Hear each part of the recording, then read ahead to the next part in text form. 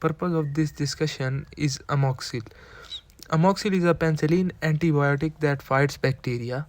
Amoxil is also sometimes used together with another antibiotic called clarithromycin. It is used to treat the stomach ulcer caused by Helicobacter pylori infection. It is used for the treatment of different types of infection caused by bacteria, such as tonsillitis, bronchitis, pneumonia, and infection of ear, nose, throat, and skin. Warning: don't use amoxil if you are allergic to amoxicillin or to another penicillin antibiotics such as ampicillin. Amoxicillin can make birth control pill less effective. Before using amoxil, to make sure amoxil is safe for you, tell your doctor if you have kidney disease, mononucleosis, diarrhea caused by antibiotics, or food or drug allergies. There are symptoms of amoxil which are less common and common. Less common symptoms are severe stomach pain, diarrhea that is watery or bloody. Common symptoms are nausea, vomiting, diarrhea, and rashes. Now we will discuss about the possible side effects of amoxil. Hives, difficulty breathing, swelling of your face, lip, tongue or throat, fever, sore throat, burning in eyes, skin pain, red or purple skin rashes with blistering and peeling. Formulation of amoxil contain amoxicillin, a semi-synthetic antibiotic, an analog of ampicillin with a broad spectrum of bacterial side activity against many germ-positive and germ-negative microorganisms. In case of infection of nose, throat, skin, and skin structure, the dosage of amoxil will be different. In case of mild or moderate, usually adult dosage will be 500 mg every 12 hours or 250 mg every 8 hours.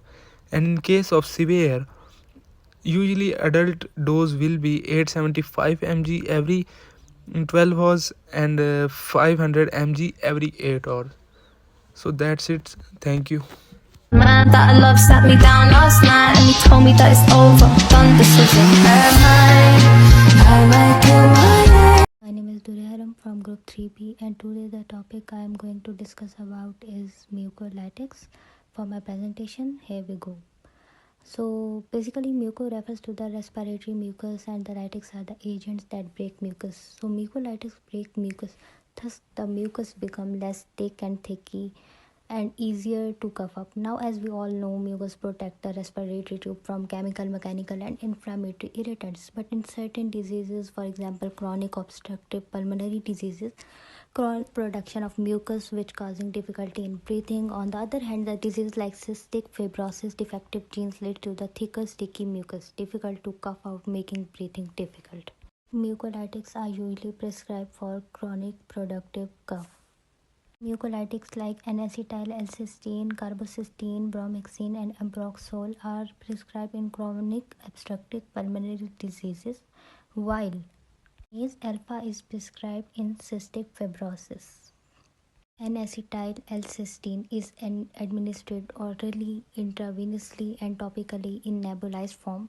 Most frequently reported adverse effects of orally N-acetyl L-cysteine are vomiting and diarrhea. Specialized N-acetyl L-cysteine are poorly tolerated due to irritant effect and foul odor which can induce vomiting. Apart from this, intravenous NAC can induce anaphylactic reaction and it's contraindicated in peptide ulcer. Mucolytics is carbamazepine. It exhibits same mechanism of action as NAC. It's administered orally. Adverse effects are gastric discomfort and rashes. It is also contraindicated in patients with gastric ulcers. Next mucolytics is bromhexine. It depolarizes saccharides directly as well as by liberating lysosomal enzymes. Side effects are rhinorrhea, nausea, gastric irritation, hypersensitivity. It's also administered orally. Mucolytics is ambroxol. It's a metabolite of bromhexine. Pharmacology of ambroxol is similar to the bromhexine. Mucolytics is Dornase alpha peptide mucolytic in cystic fibrosis. Apart from high molecular weight glycoprotein, which are cross-linked mucus, consist of highly polymerized DNA from neutrophils. Dornase alpha is highly purified solution of recombinant human deoxyribonuclease 1, an enzyme which selectively cleaves DNA or breaks DNA. Alpha hydrolyzed DNA in the mucus of patient with cystic fibrosis and reduce viscosity of mucus. Dornase alpha inhalation solution is administered in nebulized form. The reported adverse effects are voice alternation and rash. Other effects are chest pain, etc. It is contraindicated if there is hypersensitivity to drug in past. Bronchodilator, and the bronchodilation is the function of sympathetic nervous system. So first we will know the brand name for the ipratropium, Atrovent. Ipratropium bromide sold under the trade name Atrovent. Among there is a type of anticholinergic. So short acting muscarinic antagonist medication which opens up the medium and large airways in the lungs. It is used to treat the symptoms of chronic obstructive pulmonary disease and asthma. The ipratropium bromide is used as an inhaler. The patient will inhale from the mouth. In next, we will learn about the uses of ipratropium. Ipratropium is used to control the some lung diseases like asthma and chronic bronchitis and emphysema. It is also used to treat the airflow blockage. It prevents the worsening of chronic obstructive pulmonary disease known as COPD. Ipratropium belongs to the family of medicine known as bronchodilation. Now we will see the mechanism of action of ipratropium. Ipratropium is an acetylcholine antagonist via blockage of muscarinic cholinergic receptor. Blocking cholinergic receptor decreases the production of CGMP. This decreases in the lung airways will lead to the decreased contraction of the smooth muscle. When the contraction of the smooth muscle is decreased, the bronchi will be dilated. Therapeutic uses of ipratropium. Ipratropium oral inhalation is used to prevent wheezing, shortness of breath also known as dyspnea, coughing, and chest tightness in people with the chronic obstructive pulmonary disease, a group of diseases that affect the lungs and such as chronic bronchitis of the air passage that leads to the lung and emphysema. Now we will study what is the diagnosed use of drug ipratropium. Chemicals administered to patient in order to diagnose or study the pathology of medical condition, disease or syndrome. We will give the patient these drugs and we will diagnose a disease to the disease of a patient. Additionally, ipratropium is indicated as a bronchodilator for the maintenance treatment of bronchial spasm associated with chronic obstructive pulmonary disease including chronic bronchitis and emphysema. Pulmonary disease including chronic bronchitis and emphysema. The chronic obstructive pulmonary disease includes a large number of conditions characterized by the breathlessness. As we all know, every drug have the side effects and also adverse effects. Now we will study about the side effects of the ipratropium. The side effects are dizziness, nausea, heartburn, constipation, dry mouth, difficulty in urination, and painful urination and frequent need to urinate. Adverse effect of ipratropium. This medicine may cause eye pain. We should say to patient that by inhaling this drug in the inhaler, they should close their eyes. So the adverse effect may be eye pain, discomfort, irritation, blurred vision, start seeing halos or odd colors when you look at things. Closing your eyes while you are inhaling ipratropium may keep the medicine from getting into your eyes. If it does come into contact with your eyes, check with your doctor right away. And there is contraindication of ipratropium. Previous severe allergic reactions by inhaling the ipratropium, it also causes the allergy. So previous severe allergic reaction symptoms upon using ipratropium or atropine and its other derivatives such as angioedema, urticaria, severe shortness of breath, oropharyngeal edema, and ultimately anaphylaxis is a contraindication of ipratropium. If the patient is taking the atropine, so they should not take ipratropium with the atropine. It will cause a contraindication. Drug to drug interaction of ipratropium. The drug to drug indication, if we will take one drug with the another one, it will may increase its function or decrease its function, or it cause the adverse effect. So ipratropium has no non-several interaction with other drugs. When we will take ipratropium, then once we should read these questions. Used for maintenance treatment only, should not be used as a rescue therapy. May cause life-threatening paradoxical bronchospasm or hypersensitivity reaction like skin rashes, itching, angioedema, hives, and bronchospasm. It may cause urinary retention. Use with the caution in patient with the benign prostatic hyperplasia or bladder neck obstruction. It may worsen narrow angle glaucoma. Contact with eye can cause burning, stinging, dilated pupil known as mydriasis, visual halos. In pregnancy and lactation, ipratropium may be acceptable, known as mydriasis, visual halos. In pregnancy and lactation, ipratropium may be acceptable for use during pregnancy. Either animal studies show no risk, but human studies are not available, or animal studies showed minor risk and human studies were done and showed no risk. It is known whether ipratropium is excreted in breast milk. Consult your doctor before breastfeeding. So it was all about ipratropium. Uh, Thank you for your attention. Assalamu alaikum. My name is Amna Iqbal. I am student of OSH International Medical University, second year 3B group. My presentation is about atropine drug. So first we discuss about introduction. Atropine is a medication used to treat certain type of nerve agents and pesticide poisoning, as well as some type of slow heart rate and to decrease liver production during surgery. It is typically given intravenously or by injection into a muscle.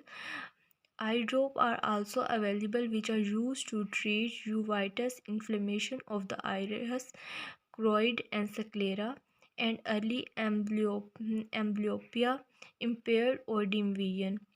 The intravenous solution usually being working within a minute and last half an hour or an hour. Large dose may be required to treat some poisoning. So next we discuss about brand name and generic name. Brand and generic name are atropine and daturine, and pharmacological name is atropine sulfate. Now we discuss about available form. Atropine sulfate is available in the form of injection, tablets, ophthalmic ointment, and ophthalmic solutions. Routes administration. Route of administrations are mouth, intravenous, intramuscular, and rectal. Now we discuss about side effect. CNS and CV. In CNS include headache, restlessness, and many others. And CV, palpitations and bradycardia following low dose atropine, tachycardia after high doses. Now we discuss about other side effect. Hematologic. In hematologic include leukocytes, skin include dryness, and other allergic reaction include anaphylaxis and urticaria. Now we discuss about mechanism of action. Inhibit the action of acetylcholine or structure innervated by postganglionic site, smooth and cardiac muscle, SA and AV node. Now we discuss about therapeutic uses of atropine. First one is ophthalmic and second one is antispasmodic agent. First one include ophthalmologic examination, mydriatic and cycloplegic effect. Second one include relaxed GIT, bladder, treatment of smooth muscle and spasm. Now we discuss about drug to drug interactions. Increase the therapeutic as well as adverse effect of anticholinergic drug such as tricyclic antidepressant and phenothiazine. So this is all about atropine drug.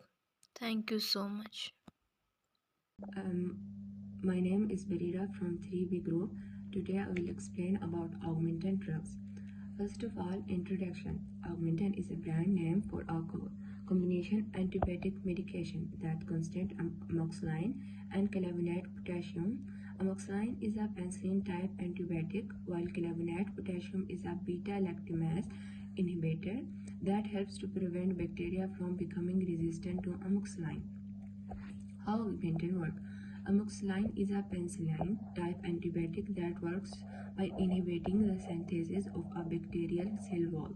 It does this by targeting a specific enzyme in the bacterial cell wall called transcriptase, which is involved in cross-linking the peptidoglycan chain that make up the cell wall by inhibiting this enzyme.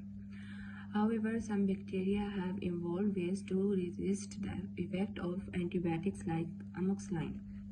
What augmentin is used for? Augmentin is a combination antibiotic medication that is used to treat a variety of bacterial infection. Some of common infection, respiratory tract infection, urinary tract infection, skin and soft tissue infection, dental infection, ear infection. How to take augmentin? Augmentin is usually taken orally, either as tablet or as a suspension. I'm gonna give presentation on antibiotic Swixim. Introduction. Swixim is an antibiotic that belongs to the class of cephalosporins. It is used to treat several bacterial infections such as urinary tract infection, respiratory tract infection, and sexually transmitted infections. Mechanism of action. Swixim works by inhibiting the bacterial cell wall synthesis, which leads to the death of bacteria. It targets the penicillin binding protein PBPS, which are responsible for the synthesis of bacterial cell wall. Swixim bind to the PBPs and prevent the cross-linking of the peptidoglycan chain, which are essential for the integrity of the bacteria. Pharmacokinetics. Swixim is rapidly absorbed after oral administration and reaches peak plasma concentration within 2 to 6 hours. The drug is excreted mainly in urine. With a half-life of 3 to 4 hours, it is eliminated from the body by glomerular filtration and tubular secretions. Indication. Swixim is indicated for the treatment of various bacterial infections such as acute bacterial exacerbations of chronic bronchitis, uncomplicated gonorrhea, urinary tract infection, pharyngitis, tonsillitis, otitis media. Administration and dosage. Swixim is available as oral tablets and suspension. The dose and duration of treatment depends on the type and severity of the infection. The usual recommended dose for the adult is 400 mg per day, given as a single dose or divided into 2 doses. The drug should be taken with or without food. It is important to complete the full course of treatment as prescribed by the doctor. Adverse effect. The common side effects of Swixim include diarrhea, nausea, abdominal pain, headache, dizziness, vomiting, skin rashes in rare cases. It may cause severe allergic reaction, including anaphylaxis, which requires immediate medical attention. Contradictions and precautions. Swixim is contraindicated in patients with a history of hypersensitivity to cephalosporins or penicillins. It should be used with caution in patients with renal impairment. The drug may interact with other medications, so it is important to inform the doctor about all the medication the patient is taking. Conclusion. Swixim is an effective antibiotic used for the treatment of various bacterial infections. It works by inhibiting the bacterial cell wall synthesis, leading to the death of the bacteria. The drug is generally well tolerated, although it may cause some side effects. It is important to use the drug as prescribed by the doctor and complete the full course of treatment. Thank you.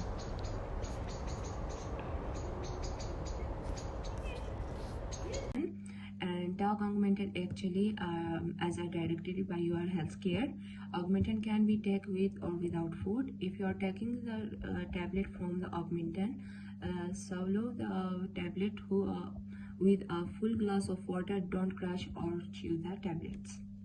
The side effect, like any medication, augmentin can cause side effects, and common side effects: nausea and vomiting, diarrhea, abdominal pain, headache, dizziness, skin rash, and itching.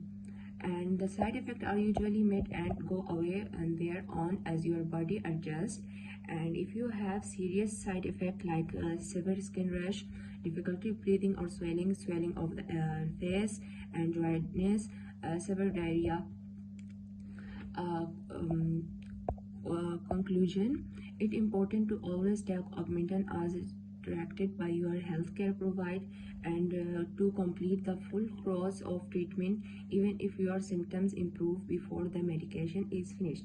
If you have any question or concerns about taking augmentin or its potential side effects, speak with your healthcare provider or pharmacist for advice. Thank you.